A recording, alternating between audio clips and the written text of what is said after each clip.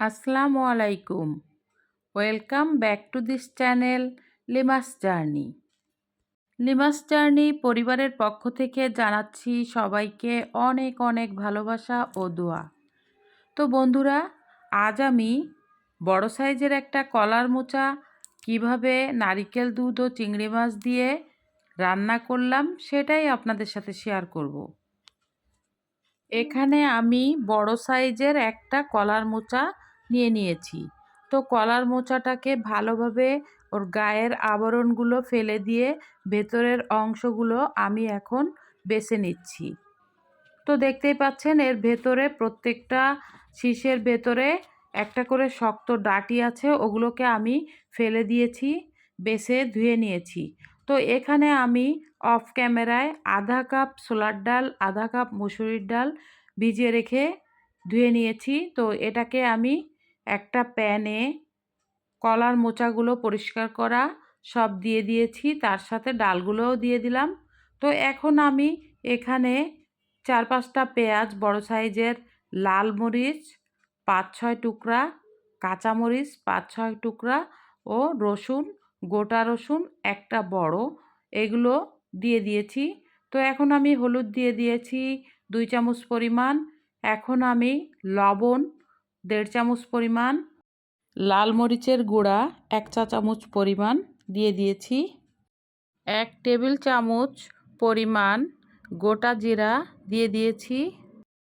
এ পর্যায়ে আমি সেদ্ধ করার জন্য 1 মগ পরিমাণ পানি দিয়ে দিয়েছি। তো এখন এই পানিটা দিয়ে সব কিছু নাড়াচাড়া করে সব মশলাগুলোকে ডাল ও মোচার সঙ্গে মিশিয়ে দিচ্ছি। তো দেখতেই পাচ্ছেন। আর যে সকল বন্ধুরা বিভিন্ন ভিডিও দেখে সুন্দর সুন্দর কমেন্টস করছেন, প্রত্যেকের প্রতি লিমাস জার্নি পরিবারের পক্ষ থেকে কৃতজ্ঞতা ও ভালোবাসা।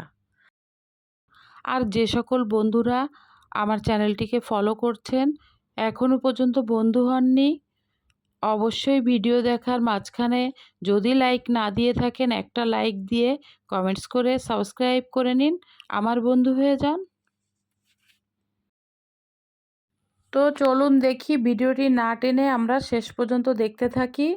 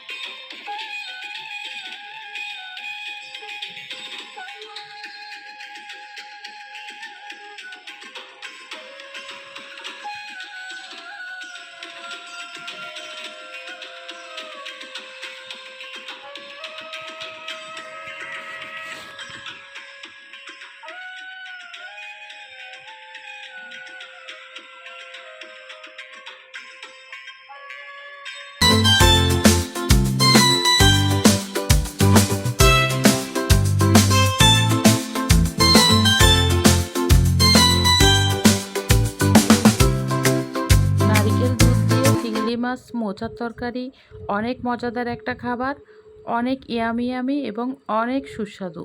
যে কোনো মানুষই এই খাবারটা পছন্দ করবে। আশা রাখি ভিডিওটি ভালো লেগেছে। তো এই তো আমার রান্নাটা কিন্তু হয়ে গিয়েছে। এখন আমি একটা সার্ভ ডিশে তুলে নিয়ে আসছি। তো বন্ধুরা, কেমন হয়েছে নারকেল দুধ দিয়ে মোচা চিংড়ি মাছ? আর হ্যাঁ, যে সকল বন্ধুরা এখনও পর্যন্ত এভাবে রান্না করে খাননি, অবশ্যই বাসায়